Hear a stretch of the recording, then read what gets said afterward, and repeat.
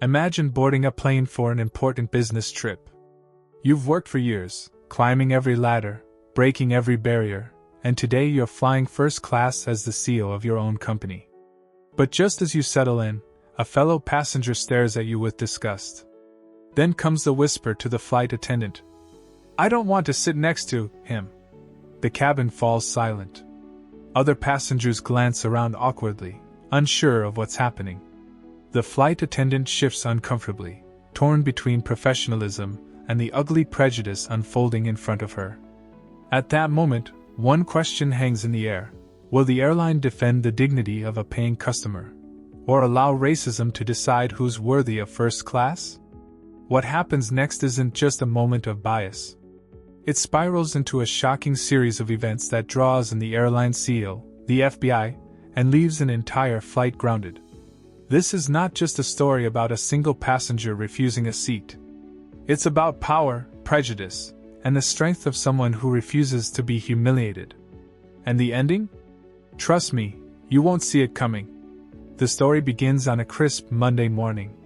The black CEO, Marcus Williams, arrives at JFK Airport in New York, preparing to fly to Los Angeles for a major investor meeting.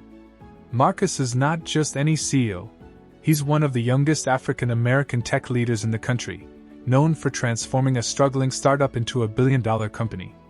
Walking through the airport, Marcus feels the usual mix of pride and pressure. Every trip is a reminder of how far he's come from his humble beginnings, raised by a single mother who worked 2 jobs. Today's flight is routine. First-class ticket in hand, tailored suit, briefcase filled with presentation notes that could change the future of his company. When Marcus boards, he takes his assigned seat, 1A, right by the window. The cabin is calm, filled with the low hum of passengers settling in. But then, everything changes. A woman enters, mid-50s, designer handbag, a look of entitlement carved into her expression. She glances at her ticket, then at Marcus. Her face twists, as if sitting beside him is unthinkable. She signals to the flight attendant. "Excuse me," she says sharply. "I can't sit here. Move me." The flight attendant, trying to remain polite, explains. "I'm sorry, ma'am, the flight is full. This is your assigned seat." The woman's voice grows louder. "No. I refuse to sit next to him." The word him drips with venom. Other passengers overhear, shifting uncomfortably. Some look away, others watch closely, sensing a confrontation. Marcus remains calm, but inside, a storm brews. Years of subtle slights, boardroom whispers, and outright discrimination all come flooding back. But he doesn't raise his voice. Instead, he pulls out his phone. And that's when the story takes a turn. Marcus makes one phone call. Not to a lawyer, not to a friend, but directly to the airline's corporate office. "Put me through to your CEO," he says firmly.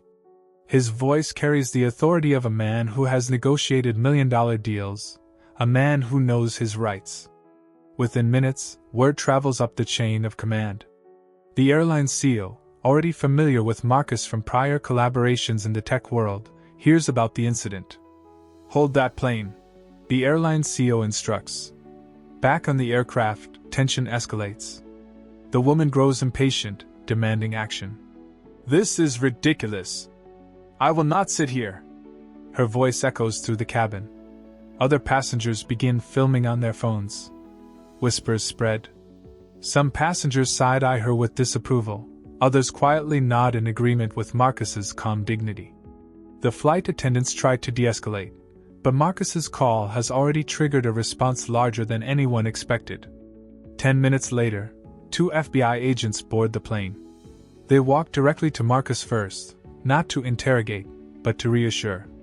"Mr. Williams, we're here because you reported discriminatory behavior. Please remain seated." The woman, shocked, demands, "Why are the FBI here? I did nothing wrong." But the agents are unfazed. "Ma'am, your actions may fall under federal discrimination and disruption of flight operations. You will need to come with us." The cabin gasps. Phones record every moment.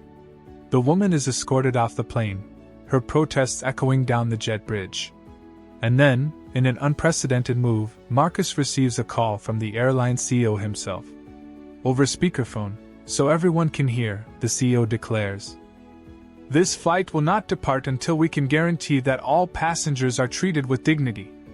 No customer, especially one who has worked as hard as Mr. Williams, should ever face discrimination on my airline.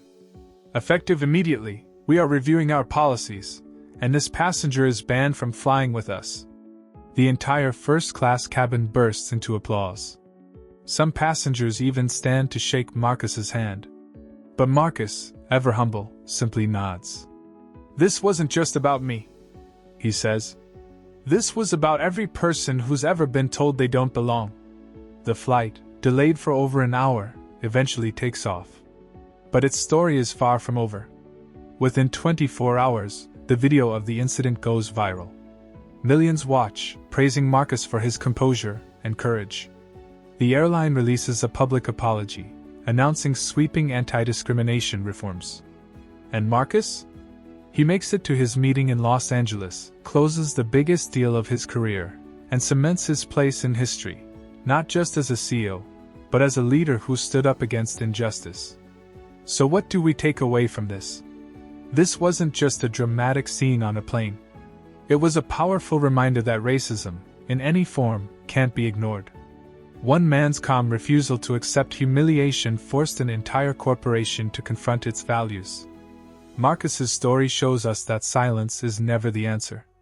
Prejudice thrives when people look away, but it collapses when someone stands their ground.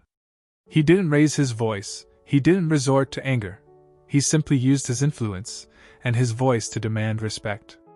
And you don't have to be a CEO to do the same. Whether it's in your school, your workplace, or even your community, you have the power to challenge injustice. Sometimes, it only takes one person saying, "Enough," to spark change.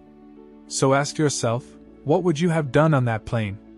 Would you have looked away, or would you have spoken up? If this story moved you, don't let it stop here. Share it. Talk about it. Use it as a reminder that no matter who you are, you deserve dignity and respect. And if you want more stories like this, real accounts of courage, resilience, and justice, make sure to subscribe to this channel. Every week, we bring you powerful stories that shine a light on both the problems we face and the strength it takes to overcome them. Because at the end of the day, it's not just about one flight being cancelled. It's about a movement that refuses to let racism take another seat.